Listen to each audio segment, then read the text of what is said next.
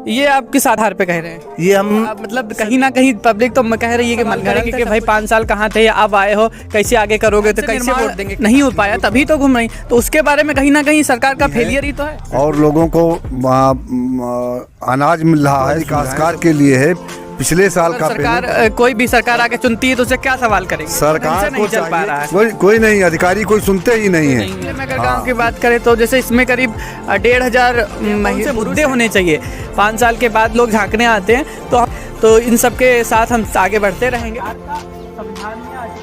सरकार तो दवाई से मिला है, नहीं दे रहे तो योगी जी का खत्म तो कोई नहीं दी, मोशन के मिले पकड़ ले नीलाम कराई दे। और ये कोई किसान पर 2-4-10 अगर परेशान है तो कोई भी परेशान है, बहुत आदमी जुड़े हैं, ठीक है। लेकिन जो वाले ज्यादा हैं दुखी इलेक्शन, ठीक, जो योगी जी करेंगे वो कोई नहीं कह सकते, बढ़िया करेंगे।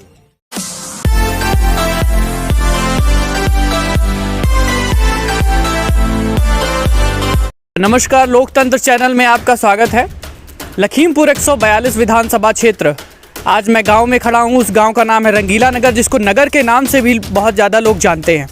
ये करीब लखीमपुर से 5 किलोमीटर की दूरी पर और रामापुर के पास करीब का गांव पड़ता है। नेशनल हाईवे 730 के पास से होकर निकलता है, इसी गांव के पास से होकर निकलता है और ये रोड नेपाल यानी इंटरनेशनल बाउंड्री टच करती है।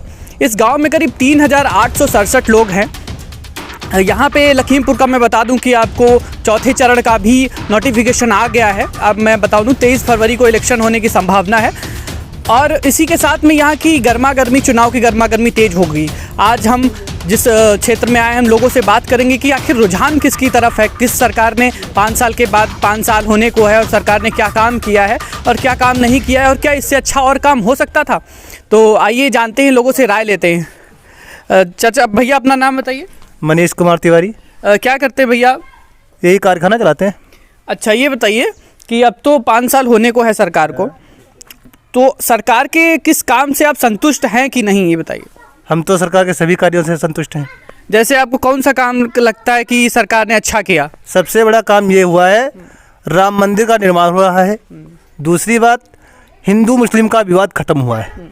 हिंदू मुस्लिम का विवाद खत्म हुआ है, ये आप किस आधार पे कह रहे हैं? ये हम सभी व्यक्तिगत आधार पर कह रहे हैं। हमको कहीं नहीं लगा है 5 साल में कि हिंदू मुस्लिम विवाद कोई हुआ है।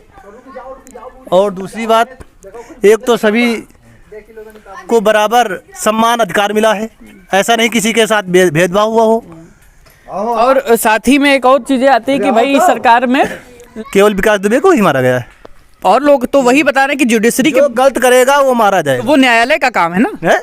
तो न्यायालय ने उसको इनकाउंटर न्यायालय नहीं करती है, इनकाउंटर तो पुलिस करती है। एनकाउंटर करती है, लेकिन एनकाउंटर तो कहीं ना कहीं दिखाया जा रहा है कि तो भागा था ना। हाँ, तो ये तो मतलब कहीं ना कहीं पब्लिक तो कह रही है कि मनगढ़ंत है, सब कुछ बनाया हुआ। ये सब लोगों को कहने का काम है। अच्छा, तो आप इस बार किसको दे रहे हैं सर? हम तो भाजपा को दे रहे हैं। अच्छा, चलिए। और राशन का क्या बताइए? राशन भी वैसे केवल अंत्योदय वालों को मिलता था, अब तो बराबर सबको मिल रहा है 5 किलो। इस बार कुछ बढ़ा भी है? हाँ, 10 किलो मिल रहा है, साथ में रिफाइंड या तेल, नमक, चना। अच्छा, और आपको अंत्योदय वालों को 3 किलो शक्कर भी मिलेगी इस बार में। चलिए ठीक है। अब चाचा से, बुजुर्ग चाचा हैं, इनसे भी बात करेंगे। बुजुर्गों का बहुत अच्छा अनुभव रहता है राजनीति को लेकर, आखिर चर्चाएं होती रहती हैं, तो चाचा से जानेंगे। चाचा अपना नाम बता दीजिए। कैमरा। मेरा नाम अनिरुद्ध प्रसाद जी है। अच्छा, चाचा आप इसी गाँव के निवासी हैं? यहीं के मूल निवासी। तो चाचा ये बताइए, अब फिर से इलेक्शन करीब आ रहा है, सब लोग अभी वोट मांगने आने लगेंगे। 5 साल हो गए हैं, वोट मांगने आने लगेंगे। इतने साल तो नहीं दिख रहे होंगे आपको, ठीक है?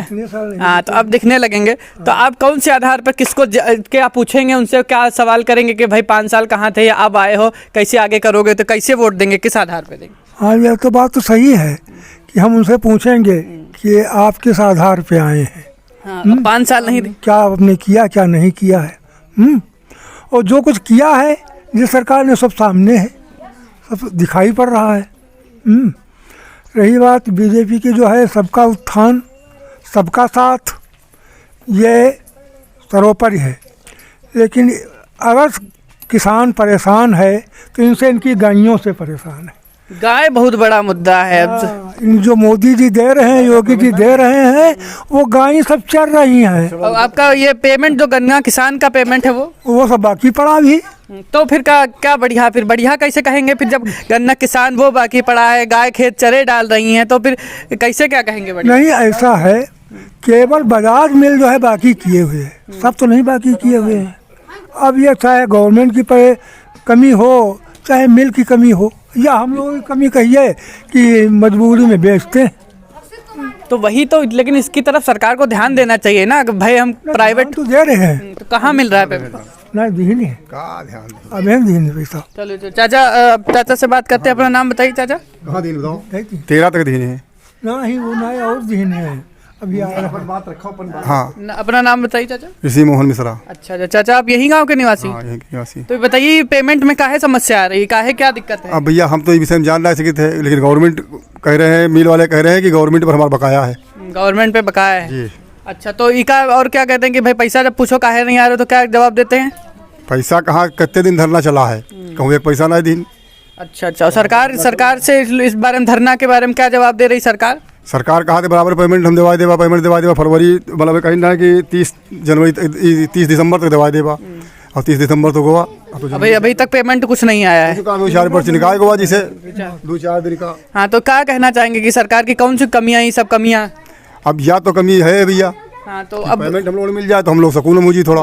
और क्या नाम, गाय को लेकर? अरे गाय के तरीके कोई उनकी तो छोड़ी नहीं है, गाय तो छोड़ने। लेकिन गाय का सुरक्षित मतलब, और ये गौशाला बनाने की बातें इन्होंने करी, और ये काहे घूम रही? क्योंकि इनको ढंग से निर्माण नहीं हो पाया, तभी तो घूम रही। तो उसके बारे में कहीं ना कहीं सरकार का फेलियर ही तो है। बिल्कुल है, पैसा सब खाए जा रहे हैं, और गाय का जो है कोई अगर आप संभाल नहीं पा रहे हैं तो आप बात ही काहे करते हैं? बिल्कुल सही कहा था आप, बिल्कुल सही है। बिल्कुल, चलिए ठीक है, आपसे बात करके बहुत बढ़िया।